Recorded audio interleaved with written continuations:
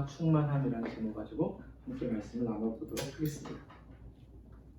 오늘날 시대가 고령화 시대잖아요. 그죠? 한국도 그렇고 캐나다도 그래요. 그래서 캐나다는 많은 이민자들을 받고 있죠. 그러니까 아기가 태어나는 숫자보다 죽는 숫자, 또 노인이 되는 숫자가 굉장히 많더라고요.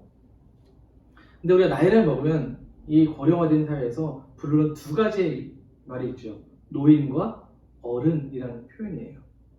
이 노인과 어른이라는 표현이 같은 것 같지만 또 다른 것 같기도 하거든요. 그래서 2017년도 국민일보에서 사설을 실었는데 노인과 어른의 차이라는 사설을 실었습니다. 그 내용을 제가 좀 읽어드리면 이렇습니다. 노인은 나이를 날려버린 사람이지만 어른은 나이를 먹을수록 성숙해지는 사람입니다. 노인은 머리만 커진 사람이고 어른은 마음이 커진 사람입니다. 노인은 더 이상 배우려 하지 않지만 어른은 어린 사람에게도 배우려 합니다. 노인은 아직도 채우려 하지만 어른은 비우고 낮춰줍니다. 어른은 나를 밟고 올라서라. 노인은 나를 밟으면 가만두지 않겠다고 하지만 어른은 나를 밟고 올라서라 합니다. 노인은 다른 사람과 자신을 비교하지만 어른은 나다운 아름다움을 찾는 사람입니다. 이런 내용들이 있더라고요. 시간이 흐를수록 부패하는 음식이 있고 발효해서 좋은 음식이 되는 것처럼 노인이 되는 사람과 어른이 되는 사람이 있다는 것이죠. 우리는, 특히 부모인 우리는 노인이 아니라 어른이 될 수 있기를 바라봅니다. 소위 우리 아이들이 이렇게 얘기하죠. 꼰대라고 말하죠. 꼰대가 아니라 그 어른이 되어야 되지 않을까 싶어요. 이 노인과 어른의 차이 무엇이 다를까요? 저는 이걸 성숙이라고 표현해보고 싶어요. 성숙은 몸과 마음이 자라 어른스럽게 된다라고 사전적으로 정의해주고 있습니다. 단지 시간이 흐른다고 어른이 되는 것은 아니죠. 저거는 이것을 우리의 신앙에서 갖고 와서 적용해보면 우리 그리스도인의 신앙에 있어서 목표와 지향점은 무엇이겠습니까? 바울 사도는 옥중서신의 또 하나인 골로새서 1장 28절에서 이렇게 말했습니다. 우리가 그를 전파하여 각 사람을 권하고 모든 지혜로 각 사람을 가르침은 각 사람을 그리스도 안에서 완전한 대로 세우게 하려 하십니다라고 되어 있어요. 완전한 대로 성장되어지는 것. 그게 우리 목표이겠죠. 앞으로 좀 더 살펴볼 에베소서 4장에서는 믿음의 장성한 분량이라고 표현을 해놓았습니다. 다시 말하면 이것이 우리가 자라나는 그리스도인의 믿음의 성숙이 아닌가 싶어요. 저는. 그래서 이 신앙의 성숙함을 통해서 우리가 하나님이 기뻐하신 그리스도인이 될 수 있는 것이고 하나님께서 우리에게 주시는 그 신령한 은혜의 충만함을 경험할 수가 있게 된다는 거죠. 요인처럼 시간이 흐른다고 신앙이 자라거나 성숙되는 것은 아닙니다. 오랜 시간 교회를 다녀도 여전히 어린아이 같은 분들도 계시고요. 또 어른이 아닌 노인처럼 배우지 않고 오히려 지적하고 가르치려고 하는 분들도 계시죠. 단지 교회에 출석하는 것이 신앙의 성숙이 아니라는 겁니다. 예수님께서 예루살렘에 입성하신 후에 시장하셔서 무화과 나무 열매를 찾으셨어요. 우리 지난주에 무화과 먹었잖아요. 하지만 잎이 무성한 무화과를 보시고 예수님이 어떻게 하셨어요? 저주하셨습니다. 앞으로 너는 열매를 맺지 못할 것이다 라고 말씀하셨죠. 그러자 어떻게 됐어요? 곧 무화과 나무가 말라서 죽고 말았습니다. 이것은 열매 없이 잎만 무성한 바리새인들의 잘못된 신앙을 지적하신 거거든요. 성숙하지 못하고 그저 노인들처럼 자신만을 아는 이기적이고 잘못된 신앙을 지적하신 거예요. 오늘 본문 19절의 하반절을 보면 이렇습니다. 하나님의 모든 충만하신 것으로 너에게 충만하기를 구하노라. 바울이 교회와 성도들을 향해 간구하는 기도의 내용입니다. 하나님의 충만함이 성도들의 충만함으로 나타나기를 기도해 주고 있어요. 이것은 성숙한 그리스도인이 누릴 수 있는 은혜입니다. 그러기에 우리가 이 말씀을 묵상하면서 미성숙한 노인의 신앙이 아니라 성숙한 어른의 신앙이 될 수 있기를 소망합니다. 그렇다면 우리는 어떻게 하면 성숙한 신앙인이 될 수 있을까요? 첫 번째는 이겁니다. 속사람이 강건해야 한다는 거죠. 우리는 3년이라는 시간 동안 코로나 바이러스로 힘겨운 시간을 보냈습니다. 이제는 코로나와 함께 살아가는 시대이죠. 주위를 보면 코로나에 대부분의 사람들이 감염된 것 같아요. 근데 보면 어떤 사람은 살짝 지나가는가 하면 어떤 사람은 굉장히 오랫동안 아프고 기침하고 힘겨워하는 사람도 있습니다. 사람의 몸에 이 바이러스가 들어오면 그 바이러스를 이기려고 몸에서 반응을 하게 되죠. 그것을 면역력이라고 합니다. 이 면역력이 강하면 바이러스가 들어와도 쉽게 활동하지 못하고 잡힙니다. 그죠? 근데 만약 이 바이러스가 몸의 면역력보다 강하면 기침도 하고 열도 나고 심지어 막 이렇게 눕기도 하겠죠. 영적인 일도 마찬가지입니다. 영적 면역력이 좋아야 합니다. 그래야 사탄의 세력이 침입하고 공격을 해도 이 면역력으로 사탄의 공격을 이겨내고 성숙하고 건강한 신앙을 가질 수가 있기 때문입니다.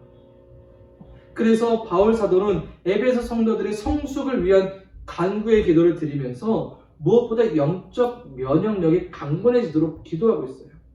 오늘 본문의 16절을 보겠습니다. 같이 읽어볼까요? 자, 시작. 그의 영광의 풍성함을 따라 그의 성령으로 말미암아 너희 속사람을 능력으로 강건하게 하시고. 너희 속사람을 강건하게 해달라고 기도하고 있습니다. 바울 사도는 겉이 아니라 속사람에게 집중해요.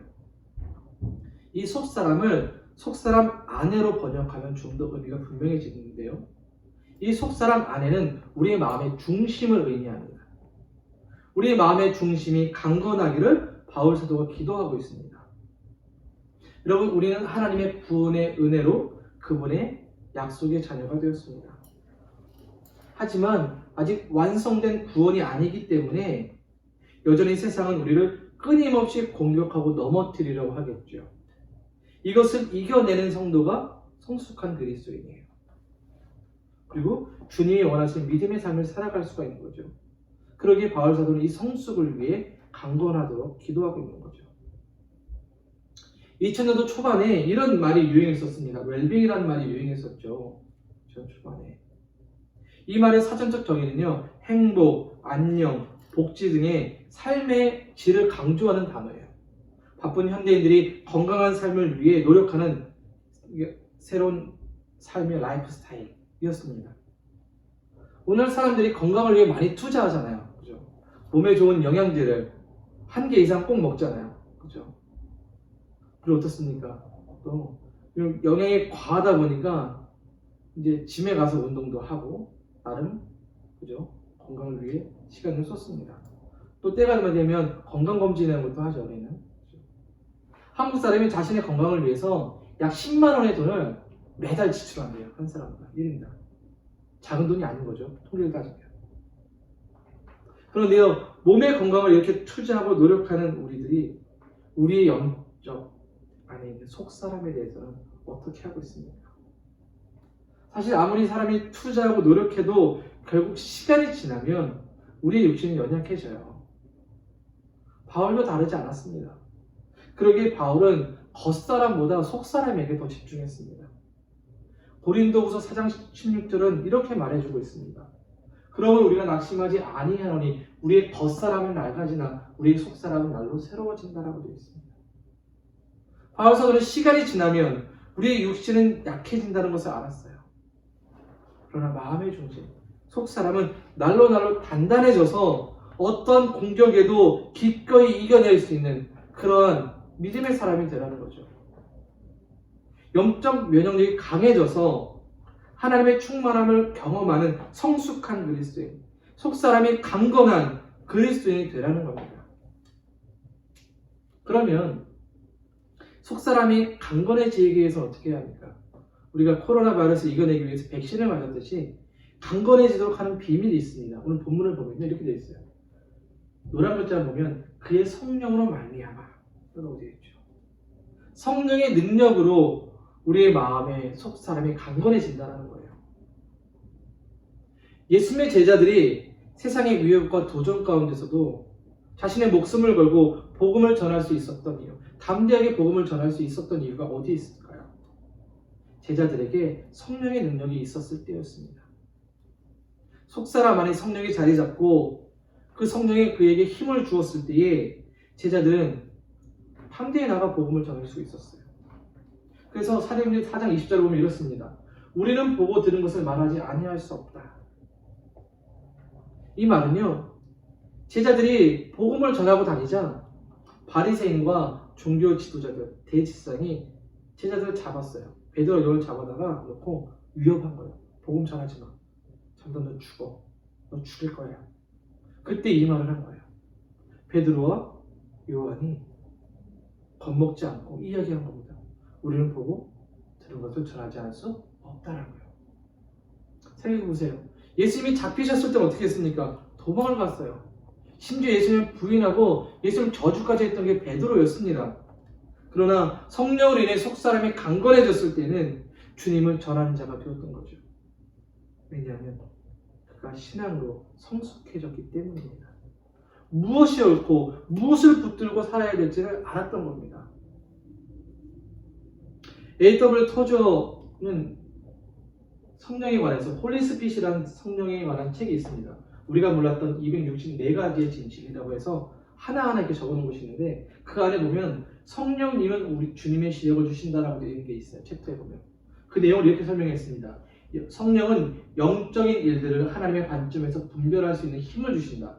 성령은 우리의 거룩한 욕구, 거룩한 깨달음, 그리고 거룩한 능력을 주심으로써 우리 안에서 사고하신다. 이렇게 써놨더라고요. 성령은 영적으로 우리가 강건할 수 있도록 도와주신다는 거예요. 우리 안에서 우리가 영적으로 거룩하고 바른 생각을 하며 주님의 충만함을 드러낼 수 있게 도와주신다는 거죠. 교회에게 있어서 또 성도에게 있어서 우리가 주목해야 할 것은 숫자와 재정과 교회 건물의 크기가 아닙니다. 시스템이 아니에요. 성숙한 성도와 충만한 교회가 되기 위해서는 바로 속사람이 튼튼해야 합니다. 사람들은 겉모습에 관심이 많잖아요, 요즘. 그러다 보니 오늘날 이 겉을 꾸미는 일에 많은 노력들을 하고, 그죠? 제가 한국에 가서 그 24시간 홈쇼핑을 보니까 남자들도 꾸미는 것들을 많이 이제 팔더라고요. 하지만 그리스도인에게 있어서, 우리에게 있어서 무엇보다 중요한 것은 속사람이 강건해야 하는 거예요. 속사람이 강건해야 우리의 신앙이 성숙해지고 주님의 충만함을 경험할 수가 있는 겁니다. 여러분, 속사람이 약하면요, 작은 일에도 넘어지고요, 예민한 일에도 반응합니다. 작은 일에 신앙이 흔들리고 시험을 받게 될 거죠. 하지만 속사람이 강건한 사람은 비바람이 불어도 쉽게 넘어지지 않는 나무처럼 든든하게 서 있습니다. 여러분, 우리의 속사람이 강건해질 수 있도록 기도하시기 바랍니다. 그래서 어딘가에 머물러 있거나 자리 잡지 못하는 미성숙한 신앙인이 아니라 성숙한 그리스도인이 되어 하나님의 충만하심을 경험하고 또 그 충만하심을 드러낼 수 있는 우리들이 될 수 있기를 축복합니다. 자, 한 번 더 나아가세요. 우리는 어떻게 하면 성숙한 신앙인으로 하나님의 충만함을 경험할 수 있을까요? 두 번째는 그리스도가 마음에 계시도록 하는 겁니다. 여러분, 요즘에 무엇을 집중하며 살아가고 계십니까? 여러분 마음 가운데 무엇이 있습니까? 제가 한때는 늘 좋아했던 것들을 마음에 이렇게 담아두고 살 때가 있었어요. 특별히 이제 우리 목회자들이 가끔 모이면 사역의 이야기도 하는데요. 자신의 관심사에 관한 이야기를 할 때도 있어요. 뭐 대부분 뭐 이렇게 디바이스나 이런 얘기를 하죠. 왜냐면 이제 사역에 대한 보조 도구니까. 그래서 그것을 열심히 찾아보고 막 묵상한다라는 표현들을 쓰곤 하거든요. 여러분은 어떤 것에 요즘에 마음을 두고 계십니까? 밴쿠버에 이민 생활하는 사람들의 첫 번째는 뭘까요? 바로 영주권이겠죠. 잘 정착하고 자녀들의 학교 또 진학 뭐 이런 과정을 위해서는 영주권을 빨리 따고 싶어 해요. 그래서 여러 방법으로 모색하고 찾죠. 우리가 캐나다에서 살아가기 위한 최소한의 방법이니까 이것에 집중해야 하는 것이 당연합니다. 그렇죠? 그 방법을 찾아야 해요. 그리고 이것이 잘 해결되기까지는 참 우리는 좀 힘겨운 시간들을 보내는 것 같기도 합니다. 그러나 여러분, 우린 그리스도인이잖아요. 그러니까 무엇보다 우리 마음에 자리 잡아야 되는 것은 바로 그리스도입니다. 주님이에요. 오늘 보면 17절을 보십시오. 믿음으로 말미암아 그리스도께서 너희 마음에 계시게 하시옵고, 이렇게 되어 있어요. 하나님의 충만하심을 경험하는 성숙한 성도에는 바로 주님이 계시다라는 거예요. 그리스도가 계시다는 거예요. 다시 말하면 주님을 주인으로 모시고 산다는 겁니다. 그런데 그리스도를 내 마음에 두고 주인으로 모시고 산다는 것은 오해를 불러일으킬 수 있겠죠. 왜냐하면 이 서신서가 쓰여지고 있는 에베소 성도들은 불신자가 아니라 이미 예수를 믿고 영접한 사람들이기 때문입니다. 그런데 바울은 왜 그리스도께서 그들 마음에 계시도록 기도했을까요? 사실 성령의 능력이 충만해져서 속사람이 강건하게 된다는 표현이나 그리스도가 마음에 계신다라는 의미는 같은 의미이기도 해요. 같게 볼 수도 있습니다. 이 마음에 거하신다는 것, 계신다는 것은 거한다는 뜻이거든요. 근데 이 헬라어는 두 가지 의미가 있습니다. 첫 번째는 일시적 머무름의 숙박의 의미예요. 그러니까 나그네나 여행자가 잠시 머물렀다 가는 것. 두 번째는 주인이 자기의 집에 영구히 거하는 것을 말해요. 그래서 본문에 계시다라는 이 표현은요, 잠시 머물러 있는 것이 아니라 두 번째 의미니 그리스도께서 우리의 마음의 주인 되셔서 영원히 거하기를 바란다는 뜻입니다. 이것은 예수님께서 우리의 마음의 주인이 되셔서 우리가 그분의 통치와 다스림을 따라 살아간다는 거죠. 그래서 신학자 찰스 핫지는 이 구절에서 이렇게 말했습니다. 이것은 존재의 의미를 표현하는 단어가 아니라 정도의 의미를 표현하는 단어다라고 설명해 주었어요. 그러니까 사실은 그리스도가 우리 마음 가운데 계시지만 그것을 우리가 마음 가득 담고 그분을 따라 살아가고 있는지 아니면 그냥 한 구청에 주님을 두고 있는지 이 정도의 차이라는 거겠죠. 이미 우리 가운데 계시지만 주님을 우리 마음의 보좌에 앉혀서 주인으로 모시고 살아가야 된다는 의미입니다. 여러분, 주님이 우리의 마음에 계시다는 건요, 단순히 지식적 알매의 수준이 아니라 우리 안에 온전히 거하시기 위해서 전인격적으로 주님을 경험하고 그 주님을 내 안에 받아들이는 것을 말합니다. 그러니까 머리의 이해와 지식의 수준을 넘어서서 그리스도 예수를 전적으로 신뢰하며 살아가는 것이죠. 마태복음 28장 20절에 보면요, 내가 세상 끝날까지 너희와 항상 함께 있을 것이다 라고 우리 주님이 말씀하셨죠. 주님은 우리와 함께 하시기를 원하시고 함께 하시겠다라고 약속하셨어요. 그리고 그 말씀대로 성령을 통해서 우리 마음 가운데 계시죠. 이렇게 계신 주님을 전적으로 믿고 나의 주인으로 모시며 살아가는 거예요. 그렇게 하는 그리스도인이 바로 성숙한 그리스도인이라는 겁니다. 바울 사도는 주님을 전적으로 모시기 위해서 우리에게 강조하는 것이 있는데 바로 17절에 믿음입니다. 믿음으로 말미암아 이렇게 되어 있어요. 믿음을 통해서라는 거죠. 여러분, 믿음은 역사하는 힘이 있고 믿음의 능력의 결과를 만들어내요. 교회가 살아있고 주님의 역사와 은혜가 있는 교회에는요, 주님을 마음에 모시고 사는 믿음의 성도들이 있어요. 그 믿음을 바울은 강조하고 있고 그 믿음을 우리가 소유하라고 이야기하거든요. 오늘날 사람들을 보면 삶이 참 다양합니다. 그죠? 다양하죠. 살아가는 방법들이 다양합니다. 특히 우리 멀티컬처에 있으니까 먹는 것도 다양하고 생활 습관도 얼마나 다양하겠습니까? 그러나 간단히 저는 두 가지로 나눌 수 있다고 생각해요. 믿음이 있어서 주님을 마음에 모신 사람과 믿음이 없어서 자기를 주인 삼는 사람입니다. 믿음이 있는 사람은 주님을 마음에 모시고 그분의 다스림을 받아 살아갑니다. 주님이 원하시는 대로 이끄는 대로 살아가요. 그러나 자기를 주인으로 삼는 사람은 믿음이 없기에 내가 주인이 돼서 내 뜻과 생각과 욕심대로 살아가죠. 그런 세상의 지혜로 결국 한계를 느끼게 되고 실패와 절망의 인생이 되겠죠. 하지만 주님을 주인으로 모신 사람은 주님이 내 삶을 이끌어 가시기 때문에 때론 어려움도 있습니다. 때론 고난도 있습니다. 그러나 결국 주님의 지혜와 돌보심으로 인해 복된 삶을 살아갈 수밖에 없는 거죠. 왜요? 주님이 우리의 인생을 그렇게 이끌어 가시기 때문입니다. 여러분, 주님을 주인으로 모시고 살아가는 성숙한 그리스도인이 될 수 있기를 바랍니다. 여러분, 중심이 튼튼하면 그 사람이 흔들리지 않잖아요. 그 사람은 견고합니다. 오늘 본문 17절 하반절을 보겠습니다. 너희가 사랑 가운데서 뿌리가 박히고 터가 굳어진다라고 되어 있어요. 주님을 주인으로 따르며 그분을 주인으로 모실 때에 우리는 견고해요. 작은 흔들림에 무너지지 않습니다. 단단하고 성숙한 그리스도인이 됩니다. 그래서 그분의 신령한 은혜를 경험할 뿐 아니라 그 은혜를 나타나는 자들이 되는 거죠.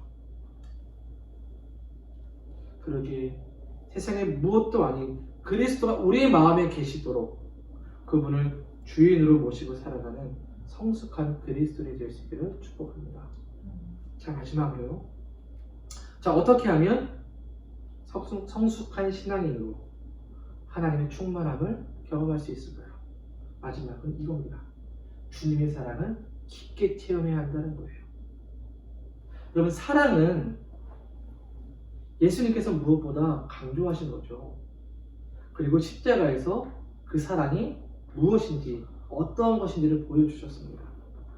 이 사랑을 바탕으로 교회가 이루어졌고 이 사랑이 그리스도인의 신앙의 성숙을 완성해 갑니다. 그래서 바울 사도는 고린도 전서에서 은사에 관해 설명할 때에 은사를 쭉 설명한 뒤에 12장 31절에서 이렇게 말했어요. 너희는 더욱 큰 은사를 사모하라. 내가 또한 가장 좋은 길을 너희에게 보이리라. 이렇게 말했어요. 그리고 13장에서 뭐가 되어 있습니까? 사랑에 관해서 쫙 설명이 되어 있어요. 정말로. 더 좋은 길로 제시한 것이 사랑이 같습니다. 그래서 어떤 분들은 이 사랑을 은사로 보시는 분들도 계시지만 제가 이해한 바로는 이 은사를 사용함에 있어서 무엇이 더 중요하고 귀한 것이 아니라 이 은사를 사용함에 있어서 사랑의 바탕이 되어야 된다는 거예요. 사랑의 동기가 있어야 된다는 거죠. 그 사랑의 동기가 될 때에 그 은사가 가장 좋은 은사라는 겁니다. 사랑이 있을 때 비로소 그 은사가 가치가 있고 주를 위해 아름답게 사용될 수 있다는 거예요. 이 사랑을 바탕으로 교회와 성도가 그 하나님의 충만하심을 드러낼 수 있기 때문입니다. 그래서 고린도전서 13장 마지막은 이렇게 말하잖아요. 믿음, 소망, 사랑 중에 제일은 사랑이다라고 말하는 거예요. 여러분, 이 사랑, 주님의 사랑을 깊이 알고 경험하고 있습니까? 바울 사도는 에베소 성도들의 믿음과 신앙의 성숙을 위해 주님의 사랑을 깊이 경험하라고 기도하고 있어요. 18절 보시죠. 같이 읽어보겠습니다. 시작. 능히 모든 성도와 함께 지식에 넘치는 그리스도의 사랑을 알고. 여러분, 주님의 사랑을 안다는 건 무엇일까요? 이건 지식적인 알미 아닙니다. 관계적인 알미예요. 몸으로 부딪혀 경험하게 되는 알미인 거죠. 우리 자녀들하고 우리가 사랑의 관계잖아요. 우리가 사랑한다 말하지 않아도 얼마든지 알잖아요. 그들을 안아주고 감싸주고 관계를 하며 생활을 하면서 그들이 얼마나 사랑하는지 알죠. 그들도 알고 우리도 안단 말이죠. 바로 주님의 사랑이 이런 거예요. 그냥 지식으로 아는 것이 아니라 경험을 통해서 안다는 거죠. 그래서 바울은 19절에서 이렇게 말해요. 그 너비와 길이와 높이와 깊이가 어떠함을 깨달아야 한다는 거죠. 주님의 깊고 크신 사랑을 경험할 때에 비로소 우리는 하나님의 충만하심을 누릴 수가 있는 거거든요. 이제 제 뒤에 보면 이 그린벨트가 있고 이 뒤로는 작은 크랙이 있습니다. 이 문을 열고 나가면 물소리가 들려요. 그런데 여러분, 깊은 강물은 어떨까요? 소리가 들리지 않죠. 작은 개울은 물이 흐르면서 돌을 치고 또 부딪히면서 소리가 나요. 하지만 깊은 물에는요, 이런 부딪힘이 있어도 소리가 나지 않습니다. 물병에 바틀에 물을 반만 넣어놓고 흔들면 물소리가 나겠죠. 하지만 가득 담겨져 있으면 흔들어도 아무 소리가 나지 않습니다. 이처럼 우리에게 주님의 사랑이 가득 채워지면요, 세상의 모든 시끄러움은 사라집니다. 그리고 그 사랑이 충만해져서 주님으로 인해 만족하고 하나님 주시는 은혜의 풍성함을 경험할 수가 있다는 거죠. 우리가 잘 아는 찬송가 304장을 보면 이렇습니다. 가사 3절이에요. 하늘을 두루마리 삼고 바다를 몸을 삼아도 하나님은 하나님의 사랑 다 기록할 수 없게 하나님의 크신 사랑 그 어찌 샀을까 저 하늘 높이 쌓아도 채우지 못하리. 이렇게 했어요. 우리 주님의 사랑은 무엇으로도 측량할 수 없고 담을 수 없고 기록할 수가 없어요. 그 사랑을 우리가 경험해야 합니다.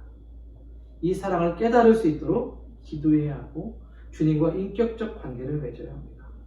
그렇게 한다면 우리는 주님의 깊은 사랑을 경험할 수 있을 거예요. 그런데 오늘 본문을 보면 바울 사도는 이 사랑을 경험함에 있어서 우리에게 제시해주는 또 하나의 방법이 있습니다. 18절을 볼까요? 노란 글자 보면 모든 성도와 함께라고 되어 있어요. 무슨 말입니까? 넘치는 그리스도의 사랑, 그것은 단지 혼자가 아니라 모두 함께 알아가라는 겁니다. 여러분, 주님께서 우리를 구원해 주시고 교회로 불러주신 것은 교회가 그리스도의 사랑을 경험하는 자리이기 때문에 그래요. 교회 가면 상처받는 것이 싫어서 나오지 않는 사람들이 계세요. 또 이 팬데믹 때문에 온라인 예배에 머물러 있는 성도들도 있죠. 그런데 신앙은 혼자 하는 게 아닙니다. 상처가 무서워서 홀로 담을 쌓고 있는 게 아니에요. 물론 교회는 불완전하죠. 사람들이 모이면 다툼도 있고요. 상처도 있습니다. 아픔도 있죠.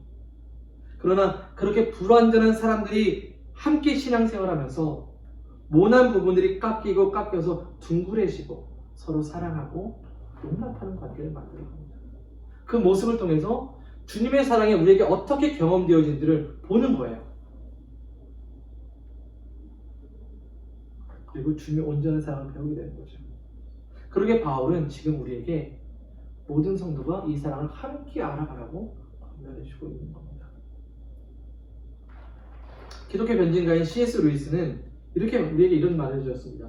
우리의 문제는 너무 많은 것을 욕망하는 것이 아니라 너무 적은 것을 욕망하는 데 있다라고 말해주었어요. 하나님은 우리를 향해 더 놀랍고 큰 것을 주시기 원한다는 거죠.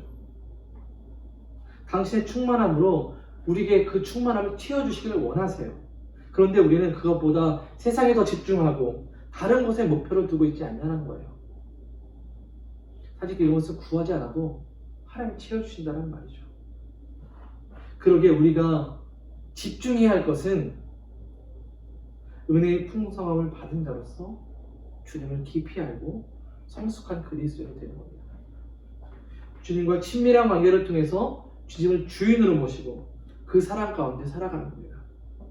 바울 사도는 이를 위해 우리를 불러주셨다라고 말하고 있는 겁니다. 사랑하는 여러분, 우리는 구속의 은혜를 받아 거룩한 성도로 부름받은 자들입니다. 이제는 더 이상 미성숙한 신앙인이 아니라 속사람이 강건한 성숙한 그리스도인이 되어야 합니다. 주님을 내 마음에 모시고 그 깊은 사랑을 경험하며 살아가야 합니다. 그래서 믿음의 장성한 분량까지 이르러 하나님의 충만함을 경험하고 그 하나님의 영광을 드러낸 성숙한 그리스도인 우리 모두가 될 수 있기를 주님의 이름으로 축원드립니다.